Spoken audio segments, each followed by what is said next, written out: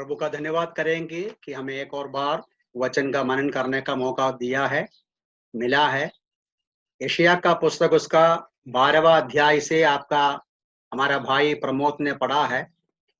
वो वचन एक और बार पढ़ना चाहता हूँ।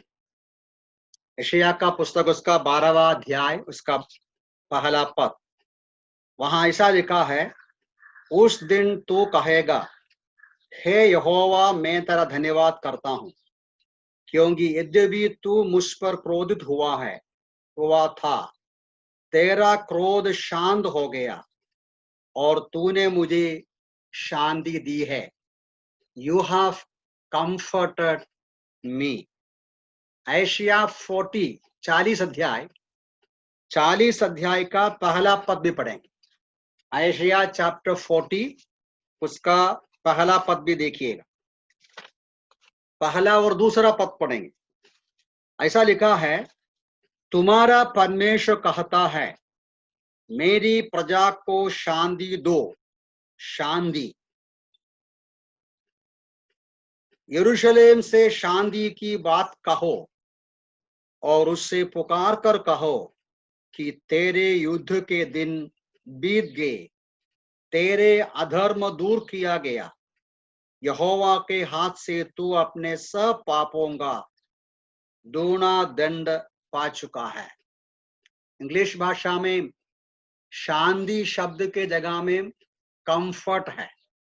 Comfort my people, comfort my people, speak comfort to my people, cry out, your warfare is ended।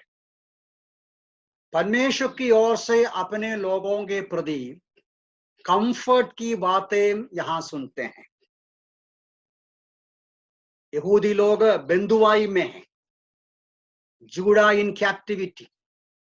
बिंदुवाई में रहने वाले यहूदी लोगों के दिलों में परमेश्वर स्वांदना की बातें, शांति की बातें सुनाते हैं। मेरे लोगों को बोलो, मेरे लोगों को सुनाओ, तुम्हें कंफर्ट, तुम्हें तसल्ली हो, तुम्हें शांति हो। दो तीन बातें जल्दी से जल्दी इन पदों में से मैं बताना चाहता हूं, समय हमारे पास सीमित है। नंबर 1 ये है कि हमारा परमेश्वर अपने लोगों का घबराहट या संकट या परेशानी को जानते हैं, उतना नहीं, हमको तसल्ली देना, हमको शांति प्रदान करना उनका बड़ा कंसर्न है। Our God is concerned about our troubles. Our God is concerned about the need of comfort in our life. आपके मेरे जीवन में तसल्ली चाहिए, शांति चाहिए, मन में कंफर्ट, कंसोलेशन चाहिए। ये बात के बारे में परमेश्वर को बहुत विचार है। कंफर्ट क्यों चाहिए? तसल्ली की आवश्यकता क्या है? समस्याएं हैं यहूदियों के संबंध में। वे बिंदुवाई में है, कैप्टिविटी में है, वे परेशानी उठा रहा है, वेदना सह रहा है, बहुत सारा घबराहट उसके अंदर है। वो घबराहट को निकालकर शांति प्रदान करना परमेश्वर का इच्छा है, परमेश्वर का कंसर्न और विचार है। साम 69 में ऐसा एक वचन है, भजन 69, साम 69 में एक वचन है कि वो ऐसा है, मसीहानिक साम है। वो जो मसीहानिक साम है, साम 69, वो प्रभु यीशु मसीह का अनुभव है। वहां वर्स 20 देखिएगा। वर्स 20 में इस प्रकार पढ़ते हैं, निंदा ने मेरा हृदय तोड़ दिया है, मैं अत्यंत दुखी हूं। मैंने सहानुभूति चाही पर कहीं ना मिली, शांति देने वाले को भी पर कोई ना मिला। ये भी हिंदी भाषा में शांति है, इंग्लिश में comfort. I sought, I longed that somebody would comfort me. I long for comforters. ആശ്വസിപ്പിക്കുന്നുണ്ടോ എന്ന് ഞാൻ നോക്കി. परमेश्वर कह रहा है, भजन लिखने वाला बता रहा है, यीशु मसीह का अनुभव प्रॉफेटिकली कर रहा है। मैंने देखा कोई भी हो जो मुझे तसल्ली देगा, कोई तसल्ली देने के लिए नहीं आया। ये भजन संहिता लिखा हुआ सामिस्ट का भी अनुभव है। मैंने चाहा कोई मुझे तसल्ली दे। प्यारों, हम इस बात को समझना है। There are so many individuals seeking, longing, expecting somebody would say a word of comfort, word of encouragement, word of peace. मैंने देखा सहानुभूति करने वाला कोई भी हो, मैंने नहीं पाया। भजन 119 में वहां भी लिखने वाला ऐसा कहते हैं, 119 Psalm 119 वर्स 82 में हम लोग इस प्रकार पढ़ते हैं, 119 भजन वर्स 82, तेरे वचन की प्रतीक्षा करते करते मेरी आंखें धुंधली पड़ गई। मैं कहता हूं तू मुझे कब शांति देगा। मैं, लिखने वाला बोलता है, आपका वचन को खोज के बैठ रहा हूं। आप मुझे कब शांति दोगे, कभी तसल्ली दोगे। सामिस्ट समझा परमेश्वर का वचन में शांति मिलते हैं, वो भी सर्चिंग फॉर कंफर्ट। अभी पुराने नियम में एक एग्जाम्पल है, उत्पत्ति का पुस्तक में लेने का जरूरत नहीं। जेनेसिस 5:29, जब नूआ का माँ बाप के लिए नूआ का जन्म होता है, जब नूआ का जन्म होते समय वो माँ बाप उनको नूआ नाम क्यों रखा? उधर लिखा है, ये बड़ा होते समय हमको तसल्ली देगा, हमको आश्वासन देगा, हमको विश्राम देगा। परमेश्वर श्रापित किया हुआ ये जो दुष्ट संसार में हमको आश्वासन और कंफर्ट कहां से मिलेगा? हमारा बेटा से मिलेगा बोलकर वो उसका नाम नूआ रखा। Again you see people searching for comfort, searching for a word of consolation. मेरा कहने का तात्पर्य यह है कि परमेश्वर मनुष्य जाति का इस आवश्यकता को पहचानते हैं, and he wants to comfort us. यिर्मयाह का पुस्तक में भी यही वचन है, सिमिलर वचन है। यिर्मयाह 31, यिर्मयाह का पुस्तक उसका 31 अध्याय 31 का 13 देखते समय उधर भी हम इसी बात को पढ़ते हैं। यिर्मयाह 31 का 13, वहां ऐसा लिखा है, क्या लिखा है? तब कुंवारियां हर्ष से नाचेगी, जवान तथा बूढ़े एक साथ मिलकर आनंद मनाएंगे, क्योंकि मैं उनके विलाप को आनंद में बदल डालूंगा और उन्हें शांति दूंगा, उनको दुख के बदले सुख देगा। अब मैं बाकी वचनों को पढ़ना नहीं चाहता, समय मेरे पास बहुत ही कम है, मुझे मालूम है, इसलिए बहुत सारा वचनों में इस बात को हम पढ़ते हैं। Our God is concerned about our need for comfort. समस्या संकट से भरा हुआ इस पृथ्वी पर रहने वाले, आश्वासन और तसल्ली के लिए ढूंढने वाले मनुष्य जाति का परेशानी को समझकर सही समय पर हमारा परमेश्वर में तसल्ली की बातें सुनाते हैं, तसल्ली का वचन देते हैं। ये कितना आनंद, कितना हिम्मत हमें देने वाली बात है। प्रभु यीशु मसीह भी अपना संसार की जीवन छोड़कर जाने के थोड़ा समय पहले जॉन्स गॉस्पेल 14 1 से लेके पदों में क्या बोलता है? तुम्हारा मन व्याकुल ना हो, तुम्हारा मन ट्रबल्ड ना बनना, तुम चिंता से भरना नहीं। वो जो 14, 15, 16 अध्यायों में यीशु मसीह उनका मन को हिम्मत देता है, कंफर्ट करते हैं, आश्वासन देते हैं, तसल्ली देते हैं। प्यारे भाई बहनों, मैं इस मुद्दे को पहली बातें रखता हूं। Our God is concerned about the need our need of comfort in our life, our troubles, our परेशानी वो जानते हैं, तसल्ली देना जानते हैं, मनुष्य समझते नहीं। एक इंटरेस्टिंग बात ये है, I may long for comfort. Interesting ये है, मैं चाहता हूं, मैं एक्सपेक्ट करता हूं, कोई भी मुझे शांति की बातें कहे, कोई भी फोन करके ब्रदर कैसा है, आज सब कुछ अच्छा है ना, आपको परेशानी नहीं है ना, ये सब पूछें, मैं आशा करता हूं, मैं लॉन्गिंग करता हूं।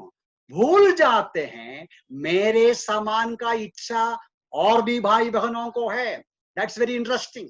ये बहुत आयरनी होता है, कॉन्ट्रडिक्शन होता है, ये पैराडॉक्सिकल ट्रूथ होता है कि हम चाहते हैं, आशा, तसल्ली, आशा करते हैं और कोई हमको तसल्ली की बातें सुनाए।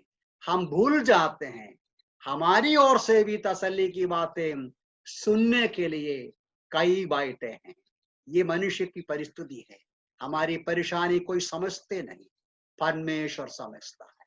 आपका मन का दुख परमेश्वर समझता है, आपका मन का वेदना परमेश्वर समझता है। और परमेश्वर ही समझ पाएगा, इंसान नहीं समझेगा। एक्सपेक्ट मत कीजिए। हमने पढ़ा वो Psalm 69 में, मैंने एक्सपेक्ट किया, नहीं मिला, कोई भी सहायता करने को नहीं आया, लेकिन परमेश्वर जानते हैं, वो आते हैं तसल्ली देने के। That's the first thing I want to tell you. And the second thing from here, Isaiah 40 verse 1 and 2 में से दूसरी एक बात है। दूसरी बात ये है, बहुत ही साफ तरीके से, our God is a God of comfort. In other words, our God is the best comforter. हमारा परमेश्वर सबसे उत्तम शांति देने वाला है। हम पढ़ते हैं वो वचन, किधर पढ़ता है, 2 Corinthians 1:3 लेने का जरूरत नहीं, वहां लिखा है हमारा परमेश्वर के बारे में, God of all comfort. God of all comfort. That means He comforts us always. He comforts us in all the way, in all the situations. लेकिन मैं आयशिया का पुस्तक से वचन पढ़ना चाहता हूँ। आयशिया का पुस्तक से उसी विषय को दिखाने वाला एक शब्द है।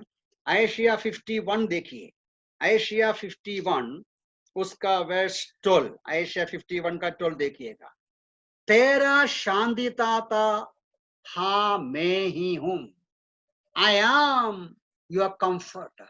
I am your comforter. परमेश्वर कंफर्टर है।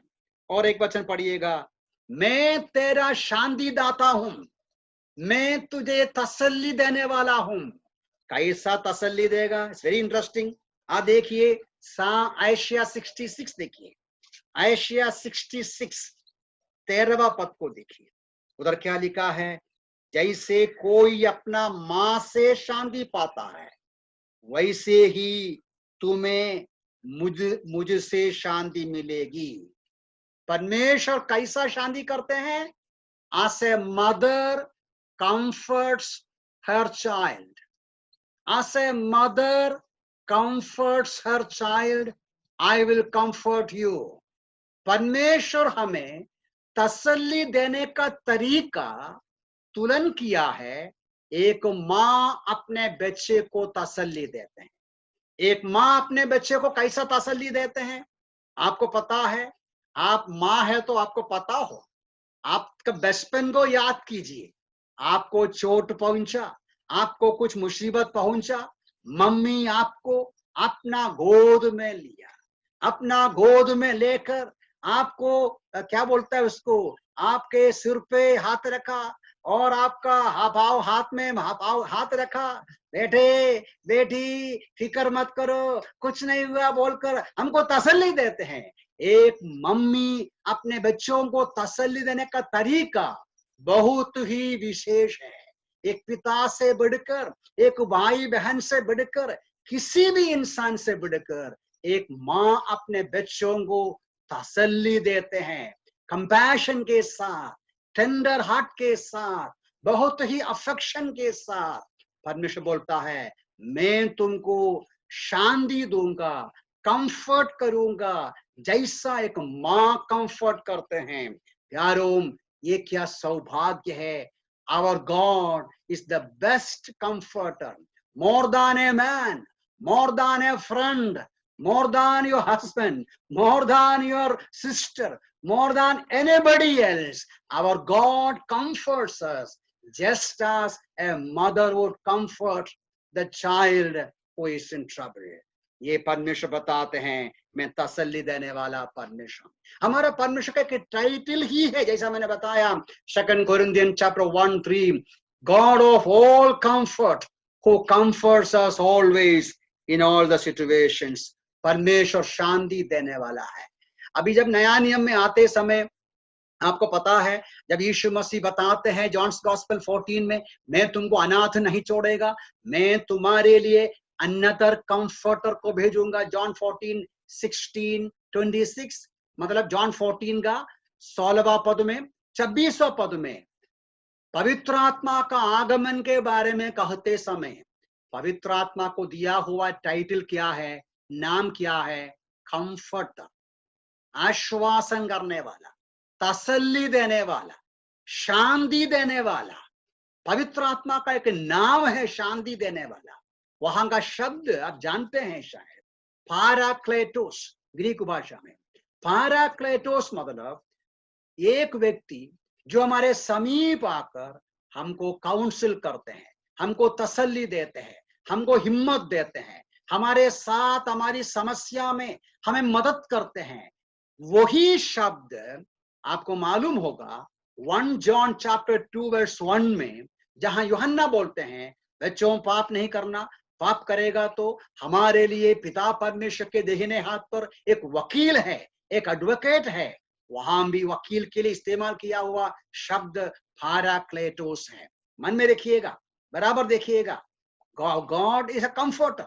He says, he himself says, I am your comforter. Okay, like a mother. And then about the Spirit of God, comforter, हमें तसल्ली देते हैं। हमारे हृदय में एक उद्धार पाया हुआ विश्वासी के अंदर रहकर और उसके अंदर पवित्र आत्मा रहकर हमें तसल्ली देते हैं, गाइडेंस देते हैं, आश्वासन देते हैं। And यीशु मसीह कंफर्टर, पैराक्लेटोस, एडवोकेट, हेल्पर, सहायक के रूप में स्वर्ग में विराजमान है। You see the blessing. God the Father, God the Son, God the Holy Spirit, triune God, comforting his people. उसका वचन हमें तसल्ली देते हैं, परमेश्वर का वचन के द्वारा हमें तसल्ली देते हैं। और ये सारी बातें कुल मिलाकर एक ही बात बताते हैं, our God is the best comforter we have. Don't worry if neighbors are, यदि आपका दोस्त तसल्ली नहीं देता, फिक्र मत करो। परिवार वाला तसल्ली नहीं देता, फिक्र मत करो।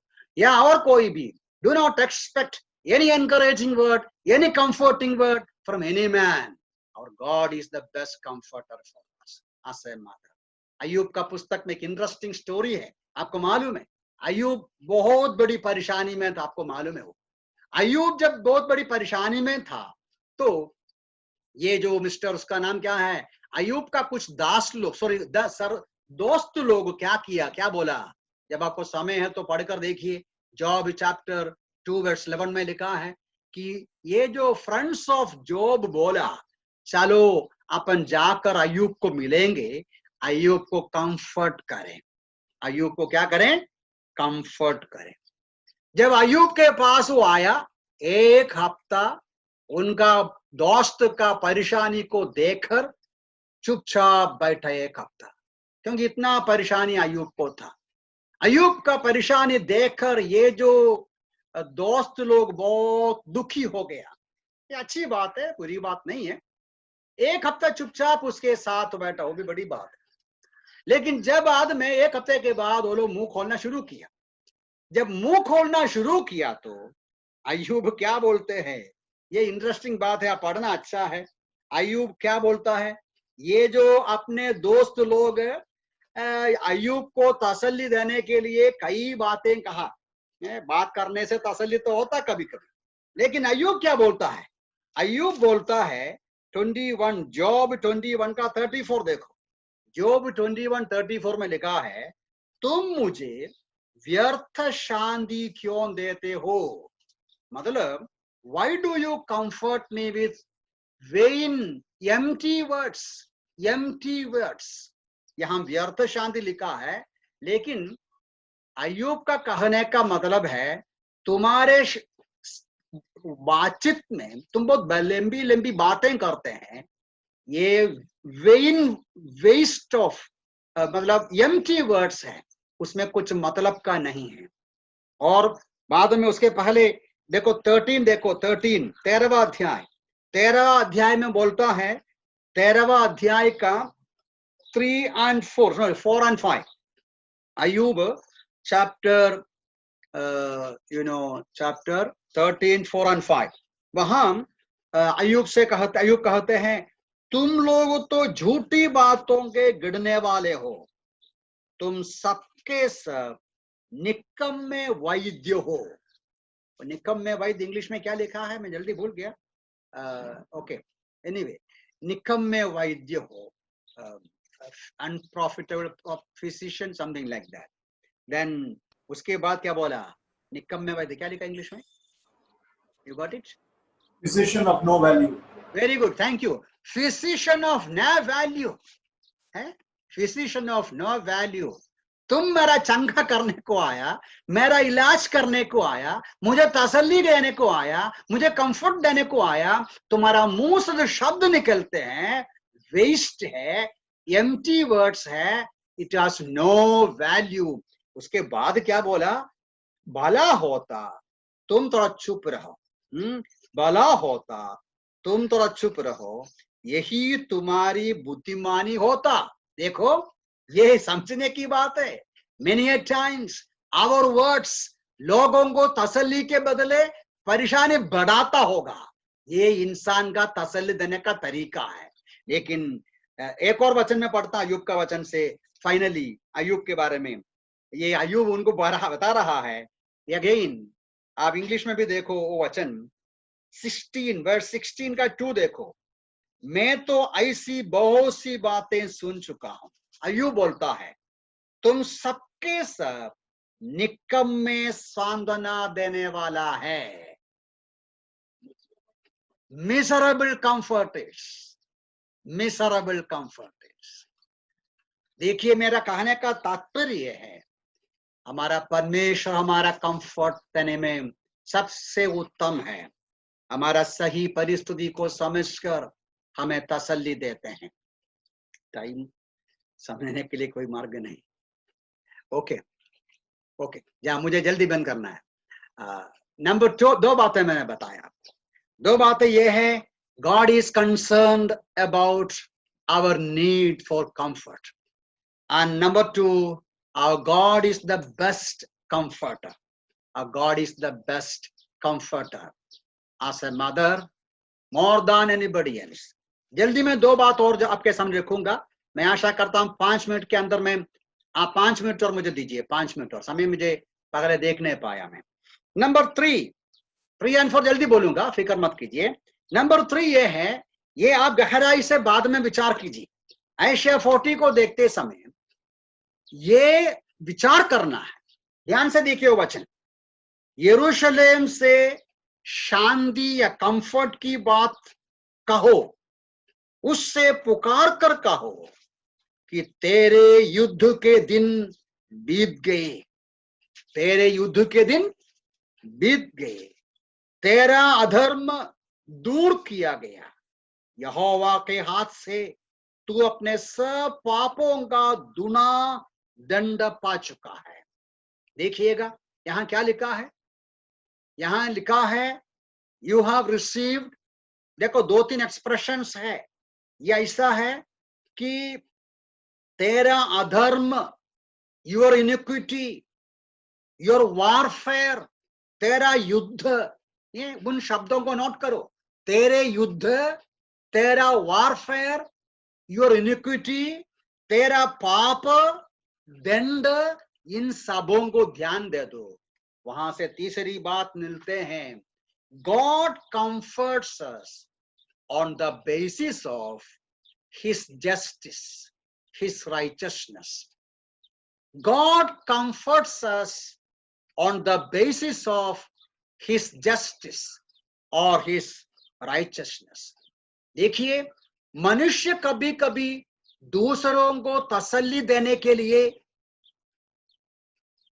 उनको चढ़ाता है, उनके गुनाहों को छिपा के रखेगा, उनके कमी कमजोरियों को हम बताएंगे नहीं, कवर करेगा, मीठी मीठी बातें सुनाएगा और उनको चढ़ाने वाली बातें सुनाएगा। दूसरे को प्रोत्साहन देने के लिए हम झूठ भी बोल सकता है, शायद ऐसी बातें बोलेगा, एक्साजरेट करके बातें बताएगा, फ्लैटरी मतलब उनको चढ़ाने की बातें कहेगा। परमेश्वर ऐसा नहीं करता। परमेश्वर मनुष्य जाति के साथ, इधर लिखा है, यहूदी लोगों, मैं तुम्हारे विरुद्ध में था, तुम्हारे अधर्म के वजह से मैं तुम्हारे साथ लड़ाई किया, योर वारफेयर। इसलिए हमने वो, आपको मालूम है, वो 12वां अध्याय में हमारे भाई ने जो पढ़ा, वो 12वां अध्याय का वो जो पद आपने देखा था, उधर भी परमेश्वर का क्रोध निकल गया, तसल्ली मिल गया। क्रोध जब तक है तब तक शांति नहीं मिलेगा।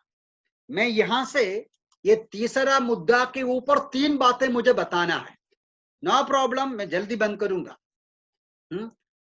3 बातें जल्दी आप सुनिएगा। Before he comforts he breaks us. समझ में आया? हमें तसल्ली देने के पहले परमेश्वर हमको तोड़ता है, हमको मारता है, हमको डांटता है, हमको ताड़ना देता है। He breaks us so that he may heal us, so that he may make us all right, make us whole. देखिए, the root cause, हमारी सारी परेशानी, सारी वेदना, सारा प्रॉब्लम का रूट कोज, भूलना नहीं, हमारा पाप है, हमारा अधर्म है, हमारा दुष्टता है, हमारी गलतियां हैं। हमारी गलतियां और बुराई के वजह से परमेश्वर गुस्सा करता है। परमेश्वर का धार्मिकता के कारण, परमेश्वर का पवित्रताई के कारण हमारे गुनाहों को दंड देना पड़ता है, सजा देना पड़ता है।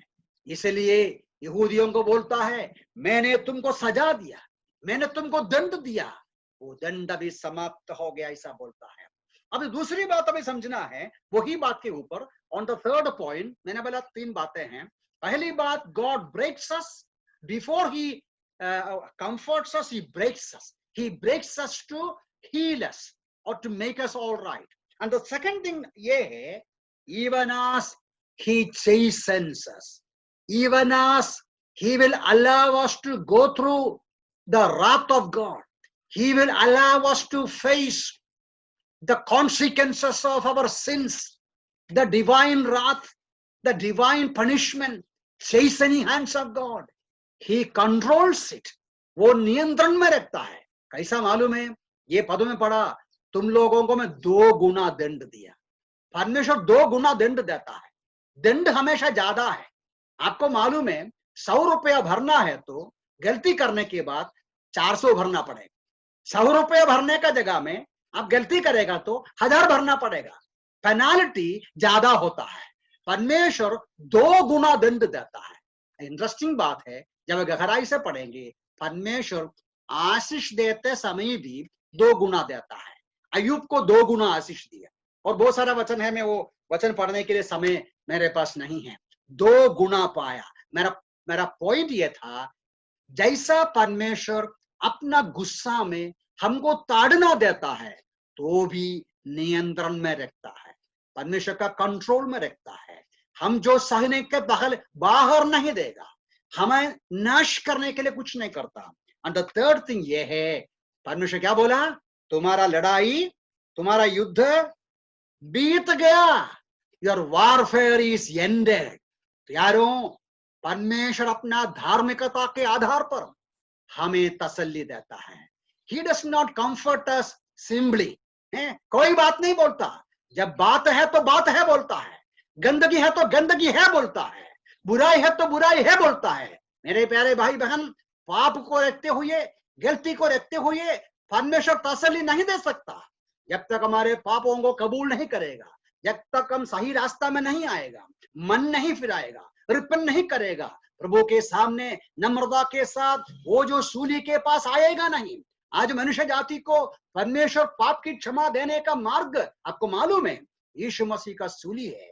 यीशु मसीह का क्रॉस के द्वारा, यीशु मसीह का सूली पर बहाया हुआ लहू के आधार पर पाप की क्षमा मिलता है। आपको मुझे पाप की क्षमा मिलने का एक ही मार्ग, प्रभु के पास पापों को कबूल करना है, अंगीकार करना है। वो हमें क्षमा करता है, माफ करते हैं। जब तक ऐसा नहीं करेगा तब तक हमको तसल्ली नहीं मिलेगा। God cannot comfort you and me against, contrary to the justice of God, contrary to the righteousness of God. God is always holy. God is always righteous. He has to go according to the eternal demands and righteousness and the law of God. That is, sin must be punished. Kalvari के पहाड़ पर यीशु मसीह का मृत्यु के द्वारा हमारा दंड हो गया, लेकिन हमें अंगीकार करना चाहिए, कन्फेस करना चाहिए। मैं आगे बढ़ना चाहता हूं। एक बात और इधर है, एक बात और ये, अच्छा वो मैं बता दिया, वॉरफेयर इज एंडेड। तो परमेश्वर जब हमारे पाप के अनुसार हमारे जीवन में वेदना और दुख का अनुभव आने देते हैं, एक दिन समाप्त हो जाएगा। यारो, ये कितनी तसल्ली देने वाली बात है। Our trouble today, our painful situations today will come to an end. ये समय समाप्त होगा। ये जो परेशानियों का एक अंत होगा, ये अंधकार से भरा हुआ, कंफ्यूजन से, उलझन से भरा हुआ ये परिस्थिति का एक परिणाम, एक अंत होगा। It will come to an end. ये इंटरेस्टिंग बात, एक पैसेज है, आप पढ़िए बाद में, एशिया का ही पुस्तक में है, चैप्टर 28 में 24 ऑनवर्ड्स, किसान को दिखाते हुए परमेश्वर बोलता है, क्या किसान हमेशा मिट्टी कोदते हैं? नहीं, मिट्टी खोदना पेनफुल थिंग होता है, ब्रेक करना है। क्या किसान हमेशा ब्रेक करते हैं? नहीं। आंसर, क्या किसान अलग अलग झाड़ का, अलग अलग पौधे का या अलग अलग खेती का करने का तरीका अलग अलग नहीं? जरूर अलग अलग है। और क्या जीरा और गेहूं और अलग अलग दाना का हार्वेस्टिंग करने का तरीका अलग अलग नहीं? अलग अलग है। किसान सोच के समझ के अपना खेती में काम करते हैं, परमेश्वर भी सोच के समझ के हमारे साथ व्यवहार करते हैं। ज्यादा नहीं करेगा, हम जो सह नहीं सकता उसके ऊपर नहीं देगा। हमारा समस्या का अंत होगा, हम सहने के बाहर आने को नहीं देगा। वो हमारे ऊपर ज्यादा वेदना नहीं देगा, ज्यादा दुख नहीं देगा, ज्यादा संकट नहीं देगा। इसमें हम तसल्ली पाए। पहला 3 बातें मैंने बताया। Our God is concerned about our need for comfort, and our God is the best comforter more than anybody else, and our God comforts us on the basis of his righteousness, and our God last में बोलता है, ये बातें मेरे लोगों को बोलो, cry out, tell it, speak out, मेरे लोगों को तसल्ली दे दो। मेरा लोग वेदना सह रहा है, मेरा लोगों को मन में दुख है, सबको बोलो, तसल्ली पाओ। ये हमारी जिम्मेदारी है, एक दूसरे को तसल्ली देना है। परमेश्वर का वचन को इस्तेमाल करते हुए हम एक दूसरे को तसल्ली दे। परमेश्वर वचन के द्वारा, हमारे प्रार्थना के शब्दों के द्वारा, प्रोत्साहन के शब्दों के द्वारा एक दूसरे को हम तसल्ली दे। प्रभु इन वचनों से हमें सहायता करें। आइए हम प्रार्थना करके समाप्त करेंगे।